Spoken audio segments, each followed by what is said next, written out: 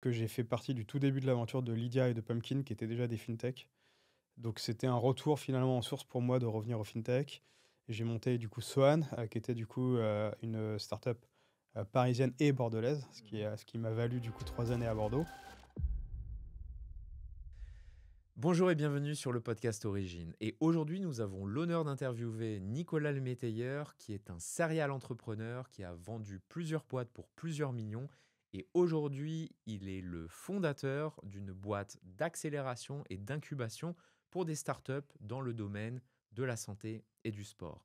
Et aujourd'hui, il va nous raconter son histoire. Bonjour Nicolas, ça va? Salut, ça va et toi? Ouais, ça va. Merci de venir. Merci à toi. J'ai vu que c'était pas la première fois en tout cas que tu participes à un podcast Non, ou je viens de Bruxelles que pour toi là. Ah, c'est vrai, t'es venu de Non, Bruxelles, non? non, je suis là 3 jours. On va expliquer un petit peu aussi ton parcours parce que tu nous as expliqué que maintenant t'es à Paris. Là, Euh, là, on est à Paris Là, aujourd'hui. vous êtes à Paris, tu viens de Bruxelles, mais aussi de Ouais, Bordeaux, donc ouais. on va parler de tout ça. Euh, Justement, je t'ai vu aussi dans pas mal de podcasts, des émissions télévisées. Hmm, Dans quelle émission de télévisée je me souviens pas. tu es passé? Tu te souviens pas? Bon, les classiques, je pense BFM, Bismart. Comment ça se passe généralement pour passer dans des émissions télévisées comme ça en direct? On m'écrit. On te contacte? Ouais. Ok. Je sais pas pourquoi, mais ouais, ouais, je pense que ça a commencé il y a quelques années. Je pense que c'est assez lié à notre job de start-upper, entrepreneur. Finalement, on capte quand même une grosse partie de l'exposition médiatique Ouais. de l'entrepreneuriat. Est-ce que c'est une bonne chose ou pas? Mais c'est comme ça, c'est un fait. Et ça a commencé il y a quelques années. Et depuis, c'est vrai que je fais régulièrement des podcasts, des interviews, je dirais à peu près 10 par an, quoi, quelque chose comme ça, quoi. Ouais. Et ça ressemble à quoi l'expérience sur un plateau télévisé? C'est très proche de ce qu'on fait aujourd'hui, Ah ouais. sauf que c'est un peu plus grand, il y a Ouais. plus de caméras, Il y a du maquillage aussi, non? ouais, il y a le maquillage, tu as un peu plus de pression parce que souvent c'est du direct aussi. Ouais, Ça m'est arrivé plusieurs fois, donc là, ça tu as un peu ce stress-là de dire: «Putain, si je bute sur un mot ou bien autre». sûr. C'est des passages qui sont très courts, souvent, quelques minutes, tu vois? Ouais, Ça peut être, 5 minutes, 7 minutes. Tu vois? Ton temps pour faire passer un message, il est très court. ouais, Donc voilà, mais bon, en réalité, je pense que c'est comme tout, la toute première fois, tu te colles une pression énorme, tu pas très bon, puis après tu t'améliores avec le temps, puis ouais, finalement l'idée c'est de se dire: «On n'est pas des enfin moi je me vois pas comme genre un communicant, c'est pas mon job. Moi je suis un entrepreneur avant tout, communiquer ça fait partie du job, donc ben, je communique», tu vois? Pour faire passer des messages, pour, exposer ce qu'on fait, parce que ça fait partie, c'est quelque part, c'est une façon de créer de l'impact pour le projet, tu vois? Donc c'est ce que je fais et après, bah, j'essaye de le faire un peu mieux à chaque fois, et sans se donner la c'est pression. toi qui as la responsabilité de la communication, dans Ça l'entreprise? s'est fait, ouais, souvent comme ça, Naturellement? ouais, je sais pas pourquoi. C'est toi qui es le plus à l'aise, Le peut-être plus à parler beau en ou le public? plus beau Ou le sinon. plus beau? Alors, est-ce que tu peux, bah, nous expliquer un petit peu qui tu es et aussi à propos de ton entreprise? Yes, et ben, écoute, moi je suis Nicolas, j'ai 39 ans, je vais sur mes 40 cet été, donc c'est un gros passage. D'ailleurs, ça a vraiment fait partie, on en parlera peut-être un peu plus tard, de ce qu'on fait aujourd'hui et de ce passage dans ma vie d'entrepreneur. Bah, moi, j'ai un parcours assez atypique. J'ai arrêté l'école à 16 ans. J'ai fait du sport de haut niveau et mon rêve, c'était de faire du vélo quand j'étais petit. Donc, je suis passionné de sport. Donc ça fait un lien avec ce qu'on fait aujourd'hui chez Leica, on en parlera après. Donc j'ai fait beaucoup de vélo, jusqu'à mes 20 ans en compétition et à 20 ans, j'ai compris que je passerais pas pro, pour passer pro, ça allait être plus compliqué que prévu ou prendre plus de temps et j'avais pas fait d'études. Je m'étais donné à l'époque, quelques 3-4 ans pour passer pro. J'ai pas réussi donc j'ai préféré arrêter la compétition et je suis retourné à l'école. J'ai fait mon bac en candidat libre, puis ensuite intégré une, prépa, par admission parallèle en tant qu'ancien, sportif. Donc ce qui m'a permis d'aller à l'ESC Lille, ce qui s'appelle Schema aujourd'hui, une école de commerce et ensuite j'ai compensé beaucoup. Comme j'avais une forte frustration de ne pas avoir eu le même parcours que tout le monde, je me suis senti l'obligation de compenser, donc de passer d'autres diplômes que j'ai fait aussi en candidat libre. Donc en plus de mon école de commerce, j'ai fait un BTS, une licence, une maîtrise en sciences de gestion à l'IAE de Lille aussi quoi, en plus et j'ai commencé, ma vie, plutôt dans des grands groupes, donc j'étais pas de base du tout prédisposé, à l'entrepreneuriat. Moi, je viens de Bretagne et puis, de Picardie, donc très loin de Paris, très loin de tout cet écosystème startup tech, Ouais, donc moi, j'y connaissais rien, en fait. Donc j'ai commencé comme dans des grosses boîtes. Et une grosse boîte, c'est type DHL, UPS, donc des grosses multinationales, hein, pour ceux qui ne connaissent pas, sur des fonctions de sales. Donc j'ai commencé comme vendeur. Et là, j'ai fait tous les jobs de vendeur qu'on peut imaginer. Donc, avant d'être en CDI dans ces grosses boîtes, j'ai été vendeur sur les marchés, par exemple. Mmh. J'étais vendeur chez Boulanger. Je vendais des téléphones, des sèche-linges, des trucs comme ça. Et puis ensuite, sur ces grosses boîtes, j'ai été télévendeur. Donc là, je faisais ce qu'on appelle aujourd'hui SDR, du call call, quoi. Mmh. Là, je passais ma vie à faire du call call et c'était pas du tout comme aujourd'hui, hein. Il y a 18 ans, quand on faisait du call call, on avait un bottin, on n'avait pas de C on avait à peine un CRM, et il fallait pas faire 100 calls par jour, il fallait faire 200 calls par jour, hein. OK. C'était un autre délire, quoi. Et puis, au bout de 2 ans, je suis passé à compte exécutif. Donc là, je gérais des comptes régionaux, puis key account manager, donc des comptes internationaux, jusqu'à prendre un job d'équivalent de directeur commercial. Et puis ensuite, j'ai commencé ma vie d'entrepreneur. OK. Voilà, ça fait un peu plus de 10 ans maintenant que je monte des startups et j'ai monté plusieurs startups, dont 2 que j'ai revendues. Voilà. Qui sont, par exemple? Alors, j'ai cofondé YouBooks, qui est une application de lecture en streaming, qui, est l'équivalent d'un Spotify. Donc, c'est une application de téléphone qui permet de lire des livres, des BD, des magazines, de la presse. Il y a aussi des audiobooks. Donc c'est comme un Kindle quelque part ou un Audible, mais sur lequel tu as beaucoup plus de contenu, qu'on a monté à 2 millions d'utilisateurs en France, 14 millions de CA, et qu'on a revendu il y a quelques années à un OK. acteur scandinave. Et ensuite, j'ai cofondé dans la foulée donc une autre, boîte, là une fintech. Et en fait, pourquoi j'ai monté une fintech? Parce que j'ai fait partie du tout début de l'aventure de Lydia et de Pumpkin, qui étaient déjà des fintech. Donc c'était un retour finalement en source pour moi de revenir aux fintech. J'ai monté du coup Swan, qui était du coup, une startup, parisienne et bordelaise, Mmh. ce qui m'a valu du coup 3 années à Bordeaux. OK. Et là, ce qu'on faisait chez Swan, c'était un outil de gestion financière pour les petites entreprises. Donc concrètement, c'était un outil, global, ce qu'on appelle un tools all is one, qui leur permettait de faire des devis, factures, paiements fournisseurs, comme un Penny Lane aujourd'hui, qu'on a développé pendant 6 ans et que j'ai revendu il y a 1 an maintenant. OK. Voilà. Et ton entreprise sur l'audiobook, tu étais arrivé à un moment donné Ouais. charnière, hein, c'était avec, notamment il y avait une effervescence au niveau des audiobooks. Comment ça se passait? C'est-à-dire? L'audiobook, non, il est arrivé plutôt 2-3 ans après la création. Donc au tout début, on a créé le modèle économique, c'est-à-dire qu'on avait une application, notre business model à l'époque, c'était de vendre des interstitiels de publicité, dans, l'application. D'accord. Et on a créé ce modèle du, partage de revenus, similaire à Spotify, qui nous a valu même de travailler à un moment donné avec l'assemblée, pour, faire en fait, pour faire en sorte que ce modèle économique, il soit encadré par la loi du livre unique, en fait. OK. Donc ça a pris du temps. D'ailleurs, ça a failli, faire nous faire fermer la boîte, parce que si on n'avait pas réussi, probablement qu'on n'aurait pas pu continuer. Mais non, non, c'était vraiment le tout début, tu sais, YouBook, c'était il y a plus de 10 ans maintenant, quoi. Ouais. Et tu l'as vendue pour combien cette boîte-là? Combien d'argent? Ouais. Ça, c'est des choses qui intéressent. Ouais, c'est des choses qui intéressent. J'ai vendu, plus que le prix de cession moyenne des OK. startups en France, qui est aujourd'hui compris entre 7 et 10 millions. OK. Voilà, donc c'était plus que ça. Et avec ça, donc tu étais le seul actionnaire ou Non, non, non, on était actionnaire? plusieurs associés. OK. Et après, tu as utilisé peut-être cet argent pour réinvestir ou pour J'ai réinvesti pas mal d'argent, à ce moment-là. Donc en fait, l'argent était sur ma holding et j'ai réinjecté de l'argent, un petit peu en tant que BA. OK. Et puis j'ai surtout, injecté beaucoup d'argent dans Swan, qui était la boîte que j'ai faite après. Ouais. Puisque finalement, comme beaucoup d'entrepreneurs, j'avais pas de chômage, donc je me suis pas payé 2 ans. Donc Ouais. j'ai utilisé mes économies déjà pour vivre pendant 2-3 ans, plus l'argent que j'ai injecté dans la boîte. Et ça va très vite. En fait, en réalité, on se rend pas compte, mais si tu veux maintenir le niveau de vie que tu as à peu près, tu crames quand même pas mal de sous, quoi. Bien sûr. Et donc Swan, donc tu réinvestis cet argent dans Mmh, Swan, ta prochaine start-up. mmh. De quoi il s'agit Swan? Comment tu Sun, pourrais c'est un outil de gestion financière. Donc c'est un outil qui te permet de piloter ton entreprise, de faire tes devis, de te faire payer, OK, de, payer tes fournisseurs, de collaborer avec ton expert comptable, tout ça au même endroit. OK. Et cette boîte, qu'est-ce qu'elle devient aujourd'hui? Elle a été rachetée, donc on Ouais, l'a vendue il y a 1 an et demi maintenant, par un autre acteur, donc là, pas scandinave, mais alsacien, ouais, qui s'appelle Plus que Pro. Et je ne sais absolument pas ce que la boîte devient, si ce n'est que je sais qu'elle continue et qu'elle existe toujours, mais j'ai pas du tout de contact avec, Plus que Pro. Moi, je suis parti quelques jours après. la session, donc j'ai pas fait je suis pas resté comme ça peut arriver parfois, Ouais. pendant 1 an ou 2 ans, pour encadrer le reste. Moi, mes associés de l'époque sont restés, chez Plus que Pro, je crois qu'il y en a plus qu'un seul, il y en a une qui est partie. Ils sont restés, ils ont fait une longue transition. Moi, ça m'intéressait pas.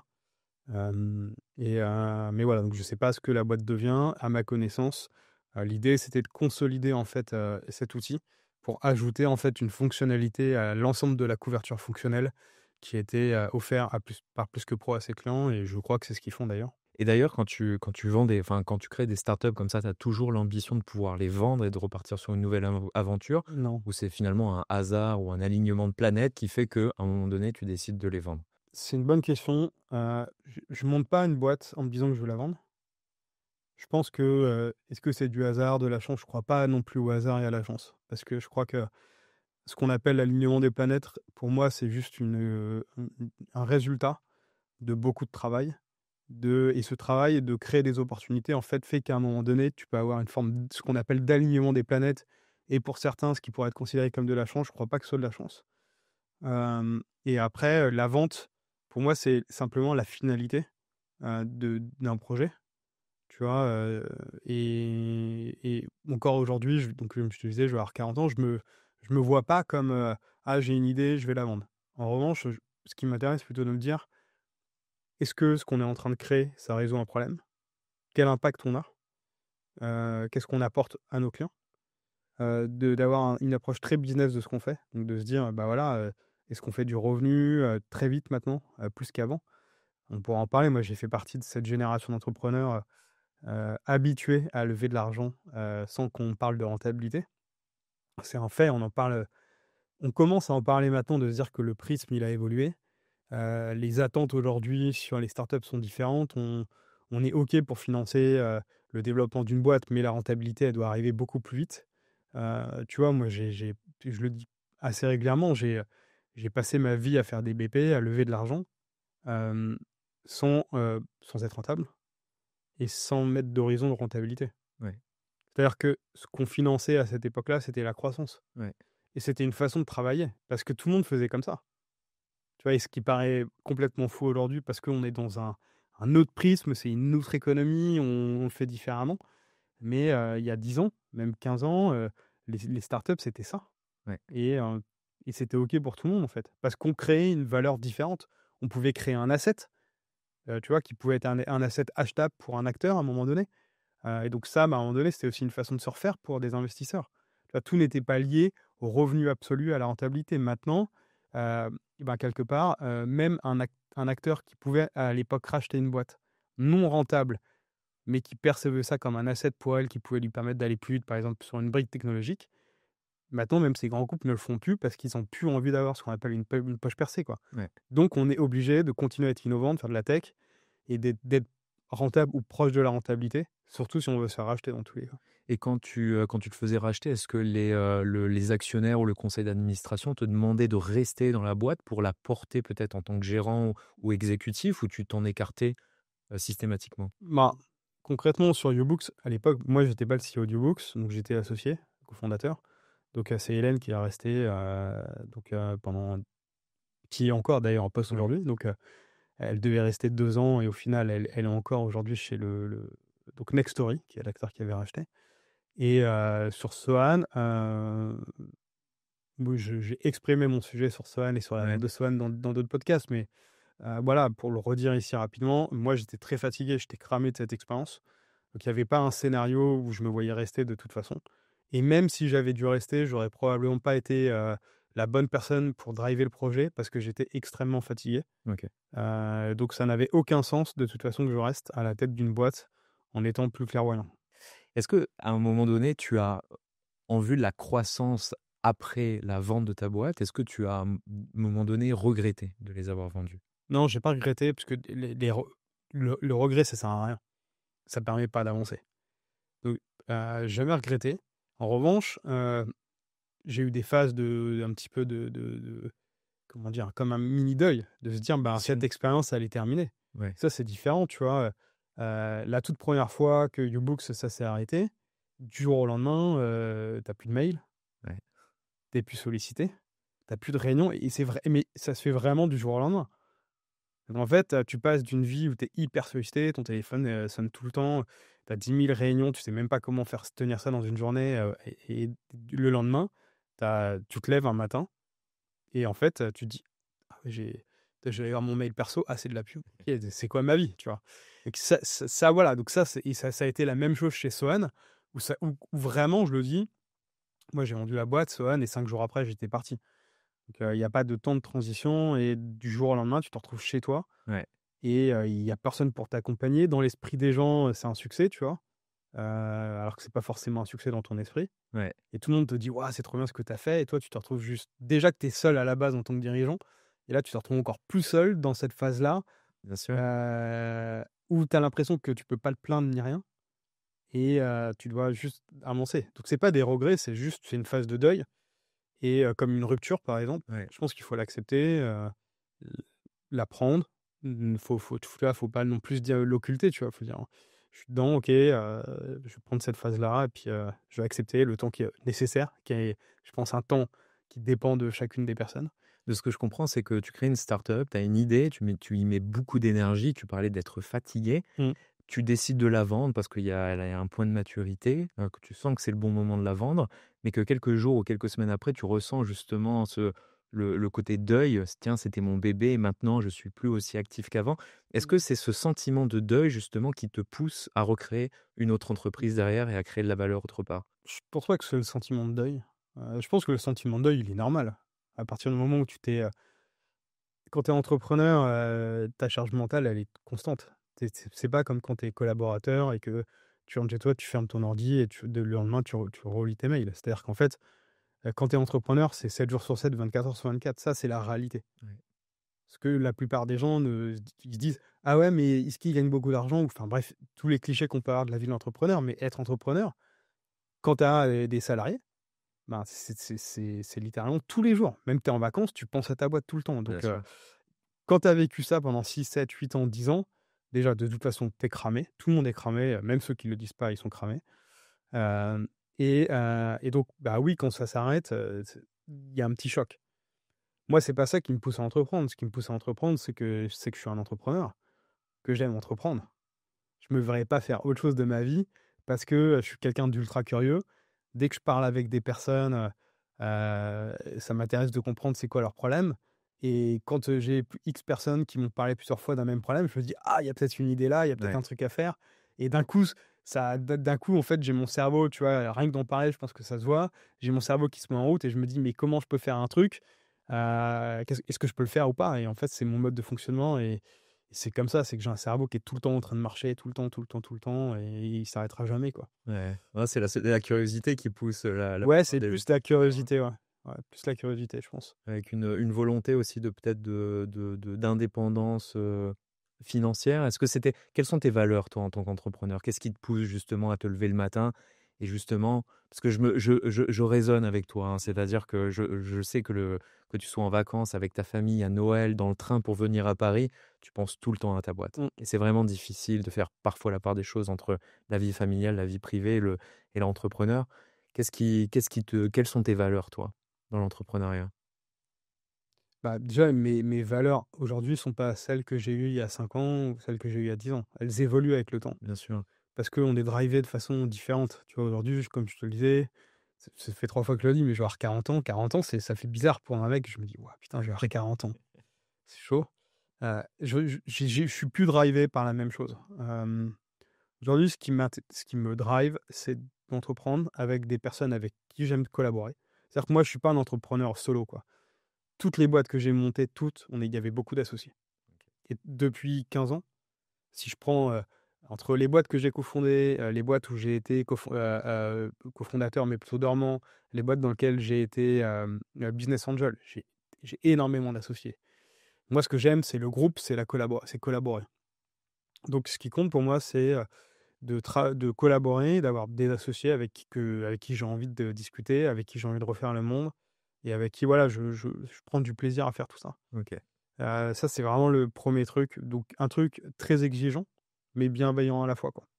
On a plus besoin de se prouver quoi que ce soit. On connaît les compétences, les skills des uns et des autres.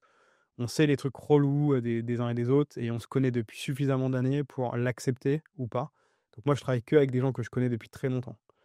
Hem, Ensuite, ce qui compte pour moi, c'est de faire quelque chose qui m'a de collaborer dans un écosystème qui m'amuse, donc à savoir le sport. Moi, je suis un Ouais. passionné sport. Pendant 20 ans, je me suis dit: «Comment je peux faire pour, entreprendre dans le monde du sport?» Et j'ai jamais trouvé d'idée. Alors est-ce que parce que je suis trop déjà je suis un passionné, donc ce qui me met un biais. Ensuite, je suis un entrepreneur, donc c'est-à-dire que j'ai un côté biais en tant que passionné, mais de l'autre côté, j'ai un côté biais en tant qu'entrepreneur, de me dire: «Non, mais ça, c'est explosé, ça a pas de potentiel, c'est pas scalable», enfin bref, tous Ouais. ces sujets-là. Donc du coup, c'est compliqué de trouver vraiment l'idée où je me dis: «Là, ça fait du sens». OK. Donc du coup, j'ai trouvé, on en parlera un peu plus tard, une autre façon de collaborer dans cet écosystème, mais ça, c'est ça qui compte pour moi. Après l'argent, oui, l'argent, c'est un driver. Hem, on va pas se mentir, je vais pas ne pas en parler. Les entrepreneurs, s et c'est un entrepreneur qui ne serait pas drivé par l'argent, ça serait comme pour moi un commercial qui me dirait: «Non mais moi, si je touche pas mes coms, c'est OK». Ouais. Tu vois? Genre, bah, je me dirais: «Attends, ton job, c'est de vendre, donc si tu es pas motivé par toucher de l'oseille, pourquoi tu serais motivé pour faire des ventes pour notre boîte?» Tu vois ce que je veux dire? Bien sûr. Donc oui, l'argent, c'est important et l'argent, je le vois plus, moi, comme, un moyen d'être indépendant, de faire des projets à côté et puis, voilà, de pas être ouais, mais après, tu vois, l'indépendance, c'est quoi? Quand tu lèves de l'argent auprès de fonds, tu es dépendant quand même, tu Ouais. vois? Donc c'est juste une façon différente et c'est une façon de voir la vie différente que, je suis salarié, j'ai mon CDI et cetera. C'est juste, tu vois, c'est juste une façon différente de le faire. OK. Est-ce que tu peux Mais nous oui, on parler gagne plus de d'argent quand on est entrepreneur qu'en tant que salarié. c'est sûr, enfin l'entrepreneuriat ou que ce soit aussi l'investissement, hein, c'est vraiment en prenant des risques, Voilà. qu'on peut construire une richesse. C'est-à-dire que le salariat, c'est bien parce que ça apporte une sécurité. Oui, on a moins de problèmes, mais en même temps, on est dans ce train-train et finalement, on est plus limité en termes de génération de ressources financières. Ouais, c'est ça exactement, on prend enfin après tous les je pense que tous les entrepreneurs sont différents, tu vois? Mais oui, en tout cas, tu peux gagner de l'argent, tu peux capitaliser sur cet argent qui est gagné, mais par contre, souvent tu prends un peu plus de risques, tu vois? Ouais, bien sûr. Tu Heu plus de boulot le lendemain, tu pas de chômage qui vient et c'est t'assister. ça, déjà ça c'est la base, c'est le minimum, donc Ouais, aucun entrepreneur a de chômage. Donc ou sinon c'est, si pendant quelque temps tu t'es salarié de ta propre boîte ou autre, enfin il faut certains contextes bien sûr. pour avoir le chômage en tant Bien qu'entrepreneur. sûr. Et tu parlais de holding tout à l'heure, ça m'intéresse. C'est-à-dire que tu as une holding qui attire tous les dividendes ou Ouais, certains des bénéfices. ouais.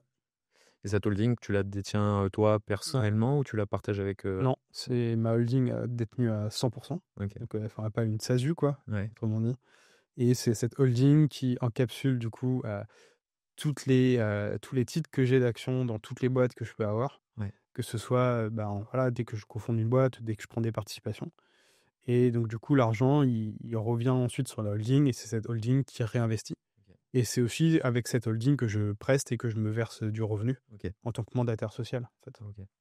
Alors, je te propose qu'on parle de Laycar. Yes. Non, c'est la boîte actuelle, Mmh, la priorité, numéro un, mais j'imagine que tu es dans d'autres écosystèmes et mmh. d'autres aventures également. Comment tu pourrais la présenter? Comment tu pourrais l'expliquer facilement cette proposition de valeur? L'écart, c'est, un écosystème dans le monde du sport, de la longévité, du bien-être et de la santé.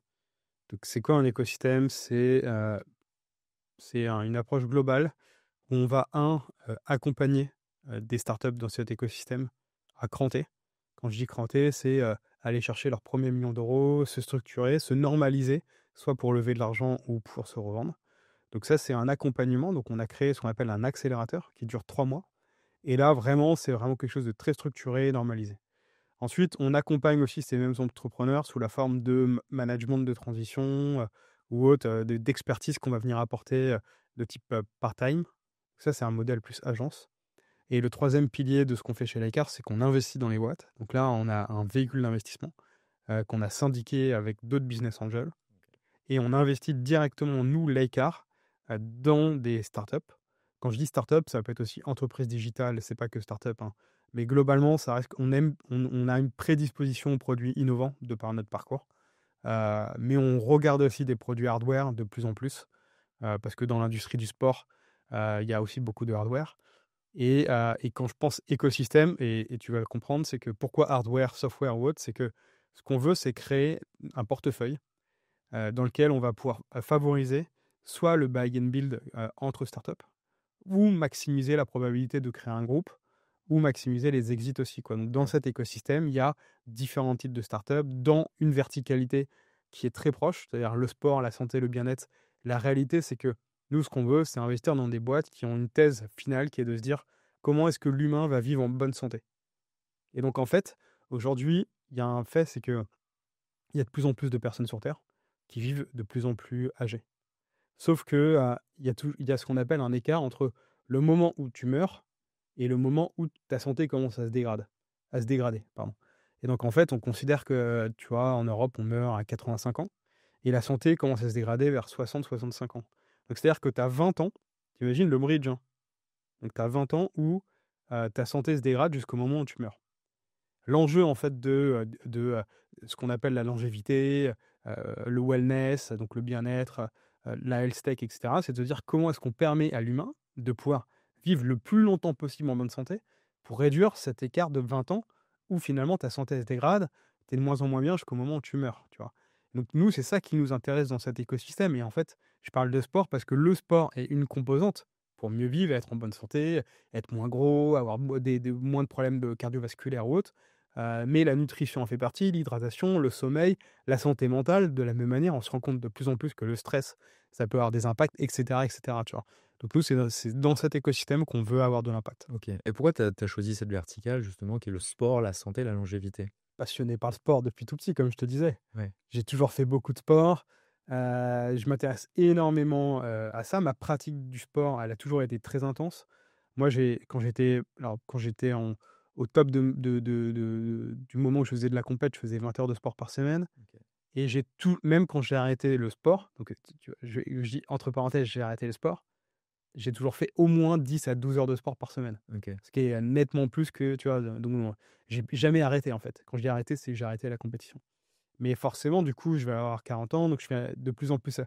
Moi, mon enjeu maintenant, c'est de me dire comment est-ce que je peux être le plus performant possible, le plus longtemps possible. Et donc, du coup, tu fais attention à ton alimentation, tu t'intègres à des sports différents, c'est-à-dire que tu fais un peu moins d'endurance, un peu plus de stretching, tu vois. Ouais. Tu essaies d'intégrer d'autres routines en fait dans ton sport, de façon à pouvoir en fait être en bonne santé le plus longtemps possible. Et ça me passionne parce que j'ai pas du tout envie de vieillir.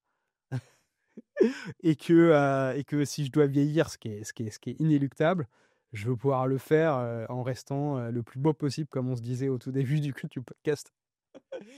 Alors j'ai plein de questions. La première, c'est quel type d'écosystème? Est-ce que tu peux parler de quelques startups justement innovantes avec un produit à haute valeur ajoutée qui sont incubées ou accélérées par ta Ouais, boîte? alors pour le moment, c'est vrai qu'on communique pas encore trop sur les startups en question, parce que ça fait que 7 mois qu'on fait ça.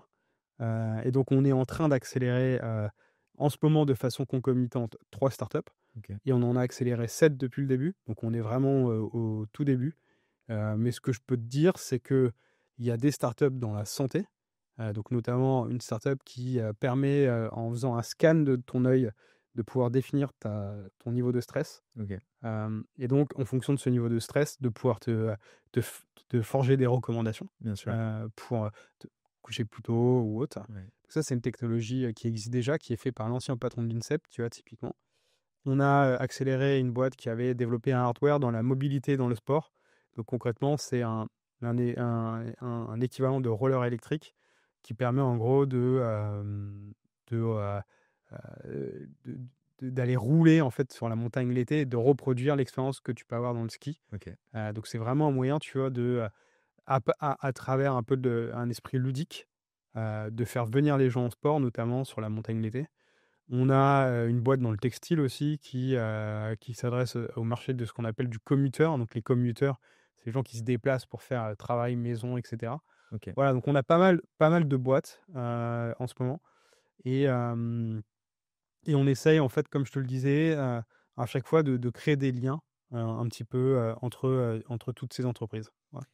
Et comment ça se passe l'onboarding d'une startup? C'est-à-dire que j'imagine soit elle vous approche ou vous les approchez. Mmh. J'imagine qu'il y a tout un processus et des critères. Comment tu pourrais expliquer cet onboarding? Effectivement, il y a les 2. La plupart des les 7 projets qu'on a déjà fait, c'est des boîtes qui sont venues par le bouche à oreille.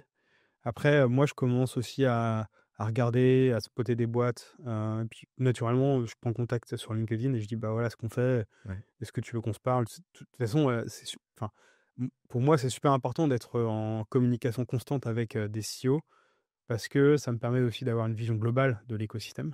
Donc ça, on fait les 2. Et f après, la façon dont nous, on se dit: «On y va», c'est, 1, est-ce que la startup elle est dans notre thèse? Donc le sport, la santé, enfin notre thèse de l'ICAR. 2, est-ce qu'on pense que les f la personne, le CEO avec qui on parle, il est, accélérable? Alors ce que j'entends par accélérable, c'est nous en fait, on fait pas que de l'argent, on fait ce qu'on appelle de la smart money. On amène notre background, c'est-à-dire que, nous, on est 5 associés sur l'ICAR, que des entrepreneurs, qui ont, monté des boîtes, qui les ont scalées, qui les ont revendues. Donc on considère qu'on a un petit peu d'expérience, et en tout cas qu'on a suffisamment de conviction pour répliquer ce qu'on a pu faire en se disant que la probabilité de réussite, à nouveau est suffisamment forte, tu vois? Ouais. Donc ce qu'on veut, c'est pouvoir aider ces boîtes à aller beaucoup, beaucoup plus vite pour maximiser les chances, déjà de réussite et surtout diminuer aussi, tous les échecs que tu peux, faire dans ta boîte parce que c'est ta première expérience ou autre, qui coûte aussi de l'argent, tu vois? Donc accélérable, c'est est-ce que je suis face à quelqu'un qui est à l'écoute, qui va être en capacité de pouvoir, absorber, tous les feedbacks qu'on va lui donner, pour se les approprier à lui. Ouais. Et ça, c'est pas toujours le cas, hein, là, donc c'est un point qui est super important, c'est que, si on pense que, on on on est face à quelqu'un qui a lui-même des convictions trop fortes et qui finalement, est sachant, Ouais. on n'a pas d'impact, donc Ouais. on n'a pas d'intérêt à venir l'aider, tu vois? OK. Est-ce qu'il y a une stratégie à long terme, j'imagine, d'exit de ces boîtes? Ouais, nous, ce qui nous intéresse, c'est qu'on regarde essentiellement des projets et des entrepreneurs qui n'ont pas le souhait de faire des levées de fonds successives. C'est-à-dire que, ils sont pas du tout dans un mindset ou dans le mindset Ouais, ouais. que moi j'ai pu être, si on fait, la comparaison. Donc, autrement dit, ce que j'ai pu faire, on ne veut pas le faire. Voilà, on pourra en parler un peu plus tard de pourquoi, mais c'est pas du tout quelque chose qui nous intéresse. Alors pourquoi? Parce que la réalité, c'est que 90 des boîtes tech en France qui se vendent, sachant qu'il y a seulement 1 des boîtes créées qui arrivent à l'exit, hein, OK? Ouais. 1 des boîtes qui arrivent à se vendre, 90 qui se vendent entre 7 et 10 millions d'euros. Donc en réalité, oui, il y a des deals à 30, à 40, à 50, à 100 millions, mais la grosse majorité des deals sont des deals, tu vois, sur des sessions moyennes. Donc nous, ce qui nous intéresse, c'est ces deals-là, tu vois? Et c'est de le répliquer un maximum. On préfère faire plein de petits deals à ce montant-là, plutôt que, de se dire: «Ah, avec, de la chatte, on va peut-être faire le deal à 30 millions. Ça, c'est peut-être ça va arriver, mais notre thèse, c'est pas celle-ci. OK. Donc on se concentre là-dessus et on se concentre du coup sur, la frugalité, sur la capacité à créer un maximum de valeur en fait, sur ces boîtes-là et nous, on les finance, mais le financement qu'on fait, nous, on met des tickets, entre 50 et 100 000 € et on a construit autour de nous un réseau de partenaires. Donc on a une vingtaine de partenaires qui sont des réseaux de BA, qui sont soit des mini-fonds, mais des fonds très, très, précis de seed, en capacité de mettre aussi le petit billet qui va bien. Mmh.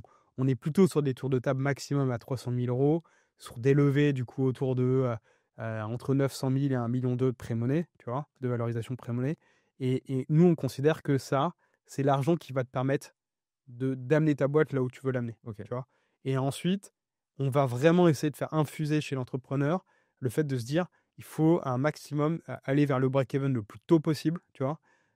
Trouver d'autres sources de financement, mais pas en fait miser sur une croissance de levée de fonds successives parce que on voit bien aujourd'hui que déjà c'est beaucoup plus compliqué aujourd'hui que ça l'était il y a quelques années et dans le monde du sport, globalement aujourd'hui, c'est pas là où il y a le plus d'exit non plus, quoi. Ouais.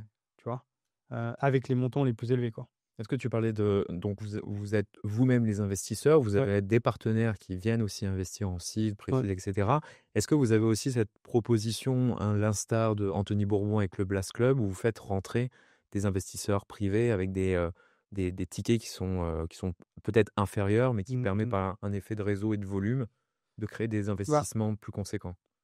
On le fait indirectement, nous, c'est-à-dire que nous, on a ouvert ce qu'on appelle notre véhicule d'investissement. Donc là, on a syndiqué un réseau de business angels.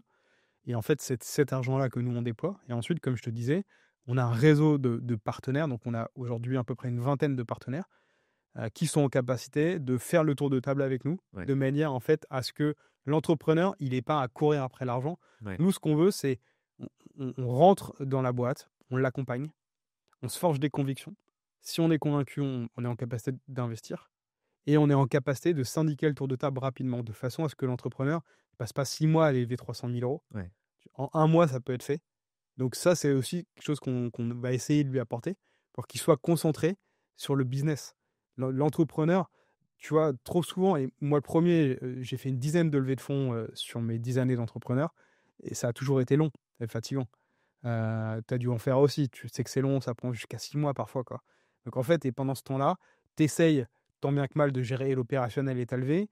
Dans les faits, tu es moyen un peu dans les deux, tu vois, et c'est impossible d'être concentré full sur la levée et ou full sur l'opérationnel. Donc en fait, si tu te dis: «OK, je me fais une séquence qui dure un mois et ensuite je me reconcentre sur l'opérationnel», bah, tu apportes plus de valeur pour Bien le sûr, projet, quoi. bien sûr. Et quand vous investissez dans des startups, ça représente effectivement un potentiel de rendement qui est très élevé, mais également un risque qui peut être exacerbé par rapport à une entreprise qui est beaucoup plus stable, mature, qui génère du revenu. Comment vous gérez ce risque? Parce qu'on parle quand même de centaines de milliers d'euros, de partenaires, dans des startups qui sont à un niveau de seed ou pré-seed. J'imagine que vous avez des critères ou une gestion du risque qui est bien définie. Déjà, on audite toutes les boîtes avec qui dans lesquelles on va investir. Donc déjà, l'audit, il passe par, on va dire, 2 étapes. La première, c'est on passe beaucoup de temps avec les entrepreneurs. Comme je te l'ai dit, on investit dans les boîtes uniquement qu'on a accompagnées. Donc on a eu une première relation qui a duré 2 mois, 3 mois. Donc en 2-3 mois, tu t'es forgé du temps avec l'entrepreneur. Ensuite, on audite la boîte. Donc là, de façon très pragmatique, donc on audite l'entreprise comme le ferait un fonds d'investissement, Ouais. mais là, comme le ferait un VC. C'est-à-dire que, en fait, moi, j'ai reproduit en fait, les outils utilisés par les VC. Donc on a notamment un screening de la boîte qui repose sur 50 KPI. Donc ça peut être la finance, la compta, le marketing, le go-to-market, OK. le produit, la tech. Ouais. Et sur ces 50 KPI, on a environ 250 questions et on va mesurer le niveau de maturité de la boîte OK. sur l'ensemble de ces KPI. Donc ça, c'est un premier point. Donc on audite la boîte pour vraiment identifier tous les chantiers. Une fois qu'on a identifié tous les chantiers, dans toutes les boîtes qu'on accélère et qu'on accompagne, on met en place des OKR. Les OKR, c'est une méthode de management pour piloter son entreprise. Ce qu'ici, en anglais, c'est un acronyme Objective and Key Result. Donc, en gros, on part des chantiers. Des chantiers, on définit une mission d'entreprise. De la mission d'entreprise, on définit 3 à 4 objectifs dans l'année. Et dans ces 3 à 4 objectifs, on intègre du coup des key results. Il y en a pareil 3 ou 4. Et les chantiers. C'est-à-dire que tous les chantiers qu'on a identifiés doivent être attachés à des key results qui sont eux-mêmes rattachés à des objectifs, qui sont eux rattachés à la mission de la boîte. Ouais. Et une fois qu'on a fait ça, on audite aussi l'alignement entre les fondateurs. C'est-à-dire que nous, on n'aime pas les solo founders. Hein, donc on dit on n'aime pas. On n'est pas. C'est pas quelque chose qu'on a fait jusqu'ici. Ouais. Je vais le dire différemment. Et on aime bien les équipes pluridisciplinaires. Et donc, ce qu'on fait, c'est qu'on audite aussi l'alignement des fondateurs entre eux. OK. Donc, on a identifié, pareil, environ 200 questions. Et en fait, à travers ces 200 questions, on fait le travail que souvent les fondeurs devraient faire entre eux avant de s'associer, mais qu'ils ne font pas ou de façon très soft. Et en fait, là, on va essayer d'identifier quelles sont les questions sur lesquelles les fondeurs sont 100% alignés, sont pas alignés, mais sont OK pour faire l'effort de s'aligner, et ne sont pas alignés, mais ne veulent pas faire l'effort pour s'aligner. Ouais. Tu vois? Et ça, c'est important. Et quand tu as 200 questions, en fait, en réalité, c'est que il y a des sujets qui popent. Hein. Ouais. Et souvent des sujets que les associés se disent: «Ah ouais, je savais pas». Tu vois? Et ça, c'est tout le temps. Donc, et ça, c'est voilà, on le fait de façon objective pour là encore, en faisant tout ça, ce qu'on essaye de faire, c'est se prémunir d'un risque. Et donc, une fois qu'on s'est forgé toutes ces convictions, qu'on a rendu tangible un petit peu notre prise de décision, eh bien nous, chez Leica, on va, du coup réunir un comité d'investissement dans lequel on est 14 personnes et chacune des personnes doit voter, et il nous OK. faut 80 de votes positifs, Je vois. pour faire passer un dossier. OK. Donc là encore, tu vois, c'est encore Ouais, une un autre autre étape niveau. pour se dire: «On est vraiment tous très convaincus», tu vois? Genre, donc, après ça nous prémunit, enfin voilà, on est à 100%, on peut pas se dire qu'on va réussir. Mais tu vois, ça fait quand même, on a quand même essayé de ce qu'on appelle de se prémunir contre le Bien risque. sûr. On a quand même créé pas mal d'étapes en se disant: «Voilà, si globalement, ça devrait le faire quand même». Absolument.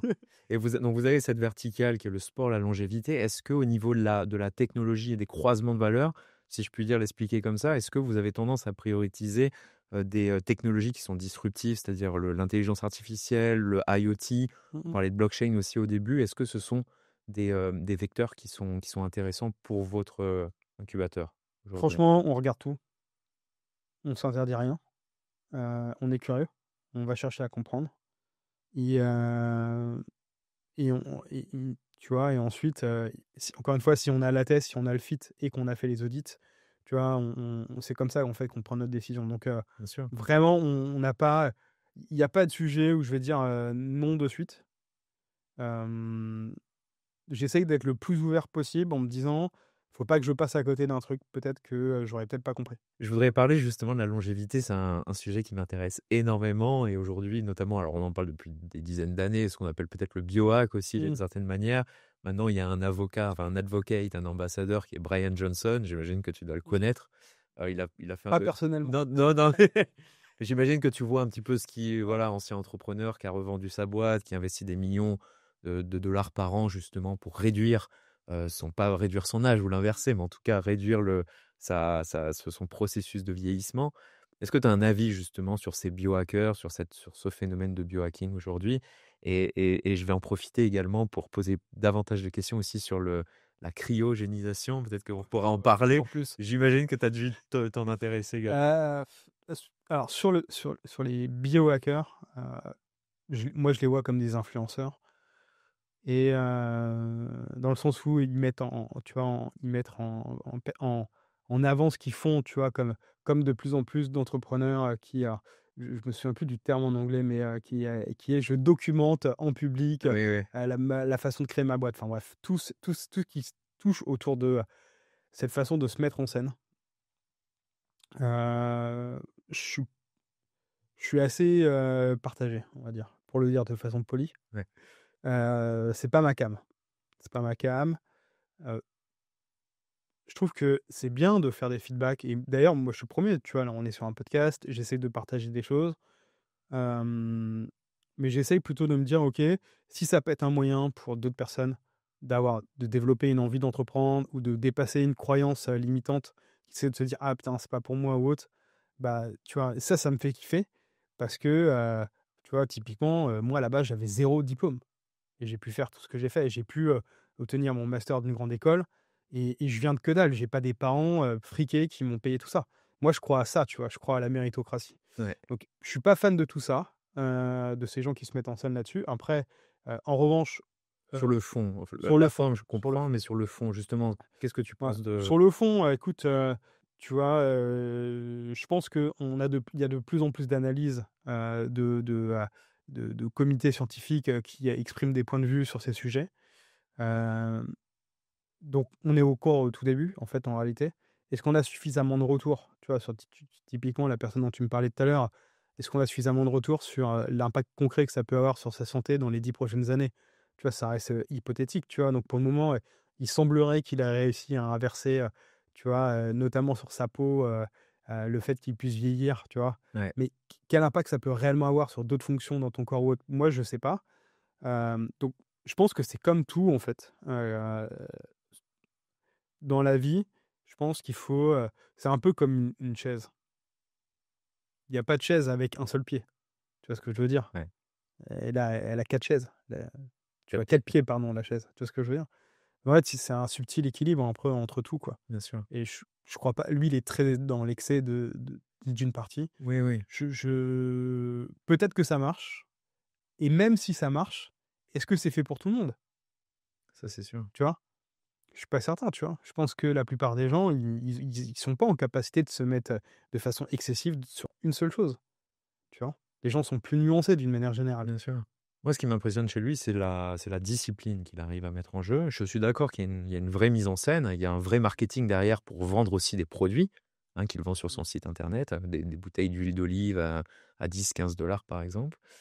Il y a aussi le fait que d'un point de vue de la rigueur scientifique aussi de ce qu'il fait, enfin, je veux dire, les médecins ou ceux qui font de la méthodologie de la recherche, ils rigoleraient parce que finalement, on a un seul individu, un seul cas pour lequel ils nous communiquent des résultats. Mmh.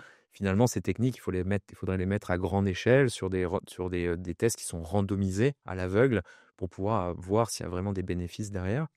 Et là, il veut vivre apparemment jusqu'à 200 ans, hein, c'est son but, de voir grandir son fils, de voir grandir ses enfants. Hem Et on parle aussi de plus en plus de la cryogénisation. Mmh. Donc justement de cette capacité à refroidir son corps pour que ses cellules ne vieillissent plus, enfin que son corps soit préservé jusqu'à ce qu'on puisse, dans quelques centaines d'années ou quelques milliers d'années, justement nous réanimer et soigner la maladie qu'on porte en nous. Est-ce que tu as un avis sur ça? Moi, je me suis beaucoup documenté par rapport à ça. Ça me passionne d'une certaine façon. Est-ce que je vais le faire? Je ne sais pas. Mais voilà, je voulais savoir qu'est-ce que tu en Tu pensais de as ça? dû lire l'article, sur le premier gars qui s'est fait cryogéniser, je crois que c'était il y a 60 ans, quelque chose comme ça, 70 ans, Ouais, aux États-Unis, de base qui avait un cancer, qui devait mourir. Bref, il fait plutôt le choix de se cryogéniser avant de mourir, quoi, ouais, et ils l'ont, réouvert, je crois il y a pas très longtemps. ouais, Bon, déjà il y a pas la technologie, ils l'ont juste réouvert juste pour voir un peu ce que ça a donné là-dedans, tu vois? ouais, Mais il y a pas la technologie de toute façon aujourd'hui pour, ressusciter quelqu'un, de toute façon. Hem Moi, j'ai un avis plutôt tranché là-dessus, mais qui n'applique que moi et qui est que personnel, qui est de se dire, et je trouve que c'est en plus comme ça que finalement on appréhende la vie d'une façon différente. C'est que la vie, ben, on n'a qu'une chance. Tu vois ce que je veux dire? C'est pas tu remets une pièce dans la machine à la fin de ta vie, tu dis: «Ah, tiens, je remets une pièce dans la ouais, machine, je recommence une seconde fois». Non, tu vois? Et donc en fait, le fait que ça peut s'arrêter à tout moment. Là, tu vois, ce week-end, j'étais sur le Tour des Flandres. Je vais te raconter une petite histoire. Donc le Tour des Flandres, c'est une course cycliste à vélo, donc qui se passe, du coup, en Belgique. Et en marge de tous ces événements, tu as, des événements, pour les, amateurs. Donc tu as des courses amateurs à côté. Moi, j'ai fait donc les 2 courses amateurs ce week-end et sur la course amateur, il y a eu 2 morts. 2 morts qui sont morts, en fait, en escaladant les monts. Donc les monts, c'est comme des petites montagnes, mais pavetées, avec des pavés, du coup, et ils sont morts en effort, en plein effort, crise cardiaque ou tu vois? Et tout ça pour dire quoi? Que ça peut s'arrêter à n'importe quel moment, en fait, en réalité. ouais, Et je trouve que en sachant ça, ça nous oblige à se dire, comment est-ce qu'on peut à chaque fois essayer d'être, bon, meilleur, s'améliorer, faire attention aussi aux autres, trouver le bon équilibre entre penser à soi, mais penser aux autres et tout ça, en fait. Et je trouve que ça, c'est ça qui rend le truc cool, tu vois? Donc moi, je suis plutôt, dans une approche de me dire: «Comment ce moment-là, je peux le faire durer le plus longtemps possible?» Mais de me dire qu'un jour il va s'arrêter, bien sûr, bien sûr, voilà. Mais c'est que personnel, tu vois? absolument. Je voudrais, aussi revenir, alors c'est marrant, je ne sais pas si je l'ai bien noté, mais tu as prononcé peut-être 4, 5 fois que tu allais avoir 40 ans. Ouais, Ah, donc j'imagine que ça te putain, c'est travaille. dur. D'où la longévité, tu vois? Est-ce qu'il y a une remise en question par rapport à ce qu'on a fait? Est-ce qu'il y a Ouais, une ouais. remise en question par rapport à sa propre santé peut-être ou les habitudes Mmh. potentiellement toxiques qu'on avait, justement pour durer le plus longtemps? Ouais, ouais, clairement, bah, déjà, je me suis dit que j'étais un gros connard avant. Non, non, mais plus sérieusement, oui, il y a une remise en question, ça c'est clair. Déjà parce que moi, j'ai pas encore de famille, et d'enfants, donc bah, de plus en plus j'y pense. C'est un truc qui est super important du coup pour moi, de me dire voilà maintenant, et ça revient à ce que je te disais au début, de dire: «J'ai envie d'entreprendre de façon différente». Ouais, J'ai fait beaucoup de sacrifices pour entreprendre, j'ai beaucoup travaillé. La réalité, c'est que pendant 10 ans, j'ai travaillé 70-80 heures semaine. En 10 ans, j'ai dû prendre, si je prends, je me rappelle plus des 4 premières années, mais si je prends les 6 dernières années, j'ai dû prendre 5 semaines de vacances en 6 ans. Voilà. Donc en 10 ans, j'ai peut-être pris, allez, 12, 13 ou 14 semaines, tout compris, tu vois? En 10 ans, donc c'est que dalle. Donc j'ai tout donné pour essayer d'entreprendre, de recruter des gens, de créer de la valeur, d'avoir des clients, de faire du chiffre d'affaires, de revendre les boîtes, pour arriver un peu à là où je suis aujourd'hui. Mais du coup, à côté, j'ai fait des sacrifices, ben, sur ma vie sociale, sur ma vie personnelle. J'ai jamais sacrifié le sport parce que, le sport, c'était important pour moi, pour me sentir, bien et rester focus. Donc du coup, oui, tu as une remise en question, quand tu arrives à 40 ans, tu te dis: «OK, comment c'est quoi mes 40 prochaines années? Qu'est-ce que j'ai envie d'avoir?» Donc moi, ce que je sais, c'est que je resterai un entrepreneur, mais je veux pour être un entrepreneur qui a une vie de famille aussi, tu Mmh. vois. Et Tu as une ensuite, volonté de lever le pied aussi d'une certaine façon. de, De je vais pas continuer à lever le faire. pied, je vais pas lever le pied, mais je vais travailler différemment. C'est-à-dire que je vais me poser maintenant à chaque fois la question de me dire: «Est-ce que ce que je suis en train de faire là, ça a un impact pour la boîte, le projet, mes associés?» tu vois? Est-ce que je suis la bonne personne pour ça? Est-ce que la tâche que je suis en train de faire, c'est à moi de la faire ou je pourrais la déléguer à quelqu'un qui est meilleur? Tu vois? Ça, je me dis ça maintenant aujourd'hui. Bien sûr. Avant, j'avais du mal parce que tu as toujours ce syndrome de l'imposteur de dire: «Ah, il faut» non, non, il faut rien en fait. Ce qu'il faut, c'est d'être focus dans la vie sur là où tu es bon et créer le plus d'impact possible Ouais. sur là où tu es bon. Tes envies personnelles de, se dire: «Je veux progresser, là-dessus, ou autre», OK, ça s'entend, je comprends le sujet, mais c'est de la dispersion, Ouais. c'est du défocus. Donc je vais juste déjà le faire différemment, tu vois? Et après oui, pour répondre à ta question sur la santé ou autre, bien sûr que, tu vois, moi je suis devenu végétarien il y a 6 ans, je bois quasi plus d'alcool, je fais tous ces trucs-là, ces mouvances, oui, tu vois, c'est des sujets que, tu vois, qui font écho chez moi en tout cas. Bien sûr. Tu parlais aussi d'avoir, enfin de construire une Mmh. famille avec des enfants. Est-ce Mmh. que comment tu la conçois justement cette vie de famille et le côté entrepreneur C'est pour votre super dur, je t'avoue que moi mon mode de f mais ça regarde que moi, c'est mon mode de fonctionnement, c'est, je passe par une forme de projection, tu vois? De me dire: «Bah, comment je peux projeter, à quoi ça pourrait ressembler pour, savoir si c'est vivable», tu vois? Ouais, Donc c'est un peu comme quand tu fais une course et que du coup tu essayes de projeter ton effort pour, projeter à quoi ça pourrait ressembler. Donc voilà, je le fais comme ça. Après en réalité, j'en parle des fois avec des amis qui me disent: «Mais mec, tu es complètement teubé, parce que tout ce que tu projettes là, c'est comme toutes tes boîtes, ça va jamais se passer comme tu avais prévu». c'est ça. Donc du coup, je dis: «Ouais, OK, bah, du coup, ouais, mais j'ai quand même envie de le faire». Voilà, donc tu vois, je passe par là mais ça arrivera quand ça arrivera et en tout cas, c'est juste que moi, je suis plus prêt à intégrer cette place, tu vois, maintenant. OK. Il y avait une question que j'avais beaucoup envie de te poser, c'est par rapport justement tu as pas passé le bac, enfin tu as quitté l'école à Ouais. 16-17 Mmh. ans. Ça résonne avec moi parce que moi aussi à 17 ans, j'ai fui le lycée, c'était pas pour moi. Bah, je suis rentré dans la vie professionnelle, j'ai eu la chance de faire un BTS, par voie de concours où le directeur m'a dit: «Écoute, si tu réussis ton BTS à la fin, je te donne ton BTS uniquement Mmh. si tu repasses le bac derrière». À 23 ans, je décide, avec ma petite voiture que j'avais qui était une Renault Beeper, une Peugeot Beeper à l'époque, de retourner sur les bancs du lycée à l'âge de 23 ans et de repasser mon bac Mmh. justement. Donc voilà, je voudrais avoir aussi ton expérience par rapport à ça. Pourquoi tu décides de quitter le lycée? Comment tu arrives à te débrouiller dans une société qui te met une pression justement pour avoir au moins Mmh. le bac ou en tout cas, les parents, peut-être? Mmh. Et comment tu construis ton futur professionnel à partir de là? Quand j'ai arrêté à 16 ans, pour moi, il y avait que le sport qui comptait. Alors moi, j'ai pas arrêté, parce que, j'avais tu vois, j'ai fui le truc ou autre. C'est juste qu'il y avait que le sport. Je voulais vraiment être concentré à 100 sur le sport. Après, c'est vrai qu'à l'école, comme je suis un hyperactif, j'avais du mal à me concentrer. Mais j'aurais pu, suivre le parcours, en fait, en réalité, si je m'étais un peu forcé. Donc j'arrête, plus en me disant, j'ai un vrai objectif et tu vois, je parlais de focus, je me suis dit, l'école, ça me défocus, à ce moment-là, dans mon esprit, et je voulais mettre vraiment toutes les chances de mon côté. Donc j'ai jamais ressenti de pression, justement. Alors, c'est en fait, ce qui est marrant, c'est que les 4 années où j'ai arrêté, j'ai été déscolarisé. J'avais beaucoup de pression pour le sport et les résultats sportifs, mais j'ai jamais ressenti la pression de: «Ah, tu pas ton bac, c'est quoi ton parcours? Tu vas faire quoi de ta vie?» OK. Ça, c'est arrivé bien plus tard. Les 4 années, de sport de haut niveau, j'étais vraiment, dans une dynamique, tu vois, de performance, où j'ai fait mon max, et ce qui comptait, c'était les résultats et les performances dans le sport. Après, par contre, quand j'ai décidé d'arrêter le sport, là, ça a été un vrai sujet. C'est-à-dire que d'un coup, j'ai dit: «OK, j'arrête».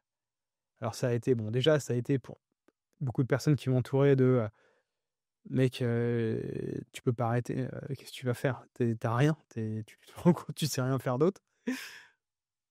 Donc et c'est à ce moment-là que finalement, j'ai commencé à avoir beaucoup cette pression de, «Mais mec, tu rien, t'as pas de diplôme, t'as ton BEPC, ton brevet des collèges, quoi. C'est tout ce que t'as. Et qu'est-ce que tu vas faire? Qu'est-ce que tu veux faire de ta vie?» Et puis moi, à ce moment-là, je disais: «Bah, je sais pas, mais je sais que, enfin voilà, je fais du vélo depuis que j'ai 5 ans, j'en ai 20, j'ai tout donné, j'y arrive pas. j'ai plus le niveau. Enfin, en tout cas, j'ai pas le niveau pour cranter et passer le truc pro. Donc, enfin, qu'est-ce que je fais? Est-ce que je continue pendant toute ma vie, je reste un amateur qui va essayer de passer pro? Bah, tu vois, je devais aussi à un moment donné, je voulais pas attendre 24 ans pour le faire. Je suis, allé au collège, pour répondre à ta question, au collège à côté de chez moi. Enfin, un collège-lycée, professionnel, lycée professionnel. C'est pas un collège, je dis des bêtises, lycée professionnel, et comme à l'époque, j'aimais bien cuisiner et tout, je me suis dit: «Je vais devenir, cuisinier». Donc je vais au lycée professionnel en disant: «Voilà, j'aimerais, faire un BEP, cuisine, j'aimerais devenir cuisinier, voilà, c'est ça mon parcours et tout». Et là, le mec, il me dit: «Non mais mec, c'est mort». T'avais quel âge quand tu les J'avais as 20 approchés? ans. T'avais 20 ans? Il me dit: «Mec, c'est mort et tout, tu es trop vieux, on peut pas te prendre». Je dis: «Ouais, mais quand même, Ouais, c'était pas du candidat libre, tu voulais retourner sur les bancs Ouais, je voulais de retourner pour le coup, l'établissement? à ce moment-là, je voulais retourner à l'école. Donc il me dit: «C'est mort». Je dis: «Bon OK». Je vais au collège juste à côté, pardon, pas au collège, au lycée juste à côté qui était un lycée, où tu avais des, donc bac ES, et tu avais aussi des, diplômes tertiaires, STT, tu vois? Sciences Oui. techniques tertiaires. Donc je vais voir le proviseur. Je dis: «J'aimerais revenir à l'école». Le mec il dit: «Mais mec, tu peux pas revenir, comme ça, tu as 4 ans de plus, je peux pas te mettre dans une classe». Là je me dis: «Putain, mais en fait, il y a personne qui veut de moi», tu vois? C'est chaud, quoi. Donc je savais pas quoi faire. Donc du coup, je commence à discuter avec des personnes qui me disent: «Tu peux passer ton bac en candidat libre». Donc je décide de moi le faire en candidat libre, en fait. Donc tout seul dans mon coin, je me motive, en fait, et je vais juste passer ensuite, je vais à Vincennes pour, passer mes diplômes, et je me retrouve, ah non, j'ai fait, le truc littéraire. Enfin, l'épreuve de français, hein, avec un oral et l'épreuve de sport Oui. dans un lycée à côté de chez moi, et ensuite j'ai fait des épreuves écrites dans un gros, hangar, et puis, mais voilà, j'ai vu personne, en fait, et après j'ai eu mon bac. J'ai eu un bac, je sais plus quoi d'ailleurs, STT, je crois que j'avais fait. OK. Je me suis dit: «C'est là où j'ai le plus de chances de l'avoir». Tu l'as fait parce Parce qu'il que y je a l'ai fait en un an, tu vois? Donc je voulais aller très vite, tu vois? Donc je me suis dit: «Putain, faut que je fasse un bac, c'est quoi le plus simple?» Et dès que je l'ai eu, je suis allé voir dans plein d'écoles de commerce, et en concours admission parallèle, tu avais des admissions parallèles. Moi, je faisais que des admissions candidats libres en mode, ouais, voilà ma vie d'ancien sportif, j'ai mon bac, genre, «S'il vous plaît, prenez-moi». ouais. Et du coup, j'ai eu une école qui m'a prise. C'était un besoin personnel de te dire: «Tiens, il faut que j'ai le bac si je veux avancer dans ma carrière professionnelle». Personnel, je sais pas, comme je t'ai dit à ce moment-là, j'ai compensé. Moi, je suis un compétiteur. Donc, au moment où j'ai arrêté la compétition, je me suis dit: «C'est quoi ma nouvelle compétition?» Tu vois, en fait, la compétition, c'est aussi toi avec Avec c'est toi avec toi-même, les c'est autres, et tes c'est toi monstres, avec toi-même aussi. Et je me suis dit: «Bah, maintenant, ça va être les études». Donc, bien sûr. bac, admission parallèle, j'ai candidaté à HEC. Tu vois? Je me suis dit, au pire, ils me diront non de toute façon, Ouais, tu vois? ouais. Bon, au final, j'ai été pris à l'ESC Lille, donc qui s'appelle Schema aujourd'hui, qui est une très bonne école, que j'ai faite. Je suis arrivé à l'ESC Lille, ils avaient une cellule, un département à Paris, donc j'y vais et tout. Au bout d'un mois, je me dis: «Ouais, putain, en fait, c'est facile, c'est pas si compliqué». Je me suis dit: «Tiens, comme j'ai eu le bac facilement en candidat libre, je peux voir si je peux faire d'autres trucs». Donc je m'inscris pour faire le BTS, BTS négociation relations clients en candidat libre, et à côté, je m'inscris à l'IAE de Lille, et je me dis: «Bah, tiens, je vais aller me faire d'autres diplômes». OK. Mais juste parce que en fait, je me suis dit, puis à ce moment-là, quand tu es en admission parallèle comme ça, en école de commerce, tous tes copains de l'époque, tu vois, ils sont bien là à te dire: «Ah, eh, frérot, tu pas été admis comme tout le monde, tu un peu une merde», tu vois? «Nous, on est, l'élite, le futur élite», tu vois? Ouais. Donc tout le monde te dit en gros, «Tu pas comme tout le monde». Je me suis dit: «En vrai, bah, quitte à pas être comme tout le monde, autant aller bien jusqu'au bout du délire», tu vois? Mmh. Et donc du coup, j'ai compensé, je te dis, en 4 ans, j'ai fait, et du coup, trop marrant. En 4 ans, donc j'ai fait le BTS licence maîtrise, et en fait, comme j'étais saoulé, que le mec, tu vois, des fois, moi, j'ai un problème d'ego, hein, je le dis souvent dans des podcasts, j'étais saoulé qu'il m'avait pas pris pour faire un BEP. Ouais. Je suis retourné faire un BEP. Mais tu vois, des fois, je me dis: «Eh mais mec». Et après donc tu fais tes études, tu construis ton expérience professionnelle. Ouais, Tu parlais de boulanger, de j'ai oublié j'étais vendeur chez Boulanger, ouais. Pas dans une boulangerie, hein, boulanger, Oui, oui, non, j'ai compris. Ouais, Non, mais la si, première fois que j'ai vas-y. entendu boulanger dans ma Non, mais vie, je me suis d'accord, posé tu la vois? question. Mais surtout quand tu vois boulanger, tu te dis pas que c'est de l'électroménager, tu Oui, vois, de tu te base. demandes Donc pourquoi c'est ils ont choisi cette voilà, marque, c'est hein. ça. Donc je sais pas pourquoi d'ailleurs, mais c'est comme Darty pour ceux qui savent pas ce que c'est que boulanger, ou la Fnac, voilà. Ouais. Et qu'est-ce qui te fait passer du statut justement, d'employé où tu commences à acquérir tes Ouais. compétences commerciales, jusqu'au moment où tu décides: «Tiens, c'est le moment Mmh. maintenant d'entreprendre»? Déjà, je peux te parler de comment je suis arrivé à la vente, ça m'intéresse. Enfin, j'aime bien le dire. Heu, Moi, je suis arrivé à la vente par une rencontre professionnelle. En fait, tout est des rencontres professionnelles. Donc, je suis arrivé à la vente parce que je cherchais un stage à un moment donné pour un des diplômes. Enfin, il fallait aller faire 2 semaines quelque part. Et je vais dans une boutique de prêt-à-porter, de vente de costumes Hugo Boss, à Senlis dans l'Oise, à côté de chez moi. Et là, je vais voir le patron et je lui dis: «Il faut que tu me prennes, comme stagiaire et tout, tu vois? Je vais faire de la vente». Le mec il me dit: «OK». Et je m'en souviendrai toute ma vie, genre, au 3e ou 4e jour, il y avait pas de clients dans le magasin. Et c'était une boutique quand même assez haut de gamme, premium, tu vois? On vendait des costumes à genre 700 balles, j'en sais rien, et assez cher. Et je ferme un tiroir avec mon pied. Et là, le mec, il me dit: «Tu te casses». Ah, qu'est-ce qui s'est passé? Il me dit: «Mec, tu es un branleur et tout, déjà, tu sais pas ce que tu veux dans ta vie, Ah, il t'a en vu plus» fermer le tiroir avec il ton m'a vu pied fermer le tiroir avec et il mon t'a pied. pris Bah, pour un branleur. ouais. Tu m'as dit: «Tu es un branleur, barre-toi». Et du coup, je me fais virer, tu vois? Du truc. Et il me dit: mais il me dit quand même: «Reviens, genre, si un jour tu as vraiment envie de te bouger et tout». Moi, je me casse un peu en mode vénère, tu vois? Me dire: Bon, après forcément, je réfléchis, tu sais, au bout de 2 jours, je me dis: «Putain, en fait, bah, tu vois, déjà, je me dis: «Qu'est-ce que je fais maintenant, du coup?» Bon bref, je finis par me dire: «Je vais y retourner». Dès que j'y retourne. Et Ah, tu retourné dans la même ouais, boîte dans la où tu même t'es fait boutique. virer. Dans la même boutique. Et du coup, je me suis excusé, j'ai dit que j'étais trop chaud pour apprendre, et qu'il fallait qu'il m'apprenne et tout, qu'il Ouais. m'apprenne. Et du coup, bah, voilà, donc 1re expérience comme ça. Et lui, il s'appelle Soel, ce gars-là, et il m'a vraiment appris la vente. Et d'ailleurs, il m'a appris un truc super important en vente, hem, qui est que quand on vend un costume à un homme, d'après toi, tu vois, il y a un couple qui rentre dans un magasin de costumes, donc pour Ouais. acheter un costume. À qui tu fais la vente? À la femme, Voilà. celle qui Mais choisit. c'est pas intuitif à la base. Ouais. Première fois qu'il m'a dit ça, je dis: «Ah, pourquoi?» Et il me dit: «Parce que c'est simple, si le mec, tu lui fais essayer des costards, à un moment donné, il se sauce pour un des costumes, mais en fait, il est un peu boudiné dedans, il est gros». Ouais. Tu vois? Et à un moment donné, sa femme, alors que toi, tu penses avoir fait la vente, elle dit: «Mais en fait, tu gros dans ton costume». Ouais. Tu vois ce que je veux dire? Le textile est pas bien, la Voilà, couleur elle est pas superbe. donc tu fais pas la vente. Non. Voilà, donc c'est une des premières leçons qui m'a appris sur la vente. Et donc c'est comme ça que je suis arrivé à la vente, et j'ai fait 10 ans de vente. Et pour répondre ensuite à ta question, parce que j'ai fait une longue, réponse sur comment je suis arrivé à l'entrepreneuriat, bah, là encore avec une rencontre. Et je rencontre du coup un entrepreneur français qui s'appelle Denis Père. Donc Denis Père, c'est un entrepreneur qui doit, je pense, 55-60 ans maintenant, qui est un des premiers entrepreneurs français à avoir fait une boîte aux US, qu'il a coté au Nasdaq, donc c'est la bourse, aux États-Unis. Et ensuite, il a remonté une boîte en Europe qui s'appelait les Relais Kiala. Donc il y a 10 ans, les Relais Kiala, c'était, je commande sur un site e-commerce, je me fais livrer dans un relais à côté de chez moi. Et donc ce mec-là, c'est un entrepreneur successful. Je me retrouve en fait branché sur une opportunité pour être key account manager dans cette boîte par un ancien, collègue de DHL.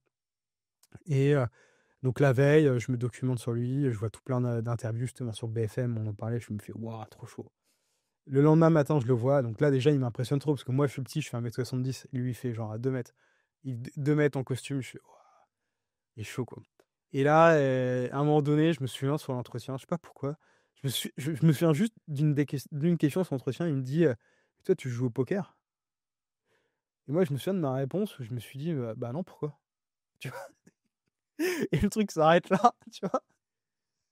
Je sais pas, je pense qu'il voulait tester un truc et moi, genre, j'ai répondu genre hyper premier degré en disant: Ouais. Non, genre, pourquoi tu me poses ça? Genre, c'est what the fuck ta question», tu vois? Il voulait savoir si tu étais un stratège ou Je sais pas, tu vois? Et moi, j'ai dit: «Bah non, je joue trop pas», tu vois? Gros blanc, il dit: «Bon, bah, j'ai plus de questions, OK, parfait». Et là, je rentre chez moi, je suis: «Waouh, J'aurais dû dire oui. Non, mais je me dis: «Ça y est, je vais pas être pris. C'est quoi, tu sais, cette histoire de poker?» Tu sais, je commence à psychoter. Allez sur la page Wikipédia poker, c'est Ah non, mais et bon, bref, au final, j'ai le job et en fait, ben, j'ai beaucoup travaillé, moi, avec Denis parce que comme je gérais les comptes européens, j'avais quand même des interactions avec lui et en fait, la boîte s'est fait racheter 2 ans après par UPS et à ce moment-là, je me suis dit: «Franchement, moi aussi, je veux devenir entrepreneur». Donc c'est le moment où je me suis dit: «Je veux créer, avoir de l'impact, recruter des gens». Je voulais vraiment, devenir entrepreneur. Donc quand tout le monde a été reclassé chez UPS, moi, je suis parti. J'avais pas du tout envie, UPS, c'est le concurrent de DHL, j'avais pas du tout envie de faire la même chose. Hem et donc du coup, je fais une première boîte de livraison de camions électriques. Donc comme je venais du transport logistique, donc je monte un premier projet où on a un hub à Saint-Denis. On a des camions électriques, on fait la livraison du dernier kilomètre pour The Body Shop à Yves Rocher et donc ça, 1 an après, on a une proposition. Mes associés de l'époque, c'était des gens que j'avais rencontrés dans mon réseau professionnel. Pas super fit, bref, opportunité de se faire acheter la boîte, je pars et à ce moment-là, je rentre dans la tech. Je rencontre en fait, Cyril Chiche, le CEO de Lydia, heu, dans un endroit, dans le Sentier à Paris qui s'appelle le Nouma, qui n'existe plus aujourd'hui, qui est en face de la maison de la Bitcoin, maintenant, ouais.